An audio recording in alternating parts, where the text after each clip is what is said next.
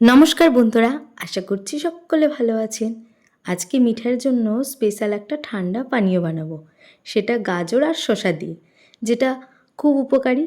আর বাইরে যা গরম পড়ছে তাতে এটা যেমন একটা ঠান্ডা কাজ করবে শরীরে, আবার হেলদি, দুটোই একসাথে কাজ হবে।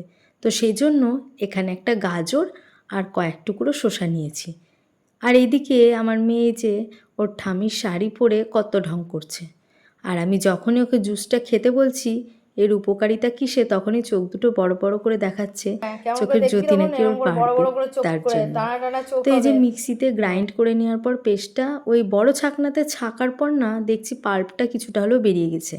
তার জন্য আবার কি করলাম, এই ছোটো ছাকনা যেটাতে চা ছাকি সেটাতে আবার ভালো করে ছেঁকে নিলাম। আমার একটা গাজর আর 3-4 টুকরো শসা দিয়ে এই এতটা মতো পানীয়টা হয়েছে। তোকে খেতে বলছি, ও তো প্রথমে নাকচ করলো, তারপরে যাই হোক অনেক বলাতে খেয়ে নিল। খাওয়ার পর ওর রিয়াকশনটা, খাও, সবটা ফিনিশ করো, খুব ভালো খেতে। এটা খেলে একদম শরীর পুরো ফিট থাকবে। ফিনিশ করে নিল মিঠাই, ভালো হয়েছে। এটা ছিল গাজর আর শসা দিয়ে, দারুণ। এটা পুরো গ্লাস ফিনিশ করে নিয়েছে। আর যে এখন ওর নামির শাড়ি পরে নিয়েছে, ওর নাকি খুব ভালো লেগেছে শাড়িটা। পাকা বুড়ি একটা।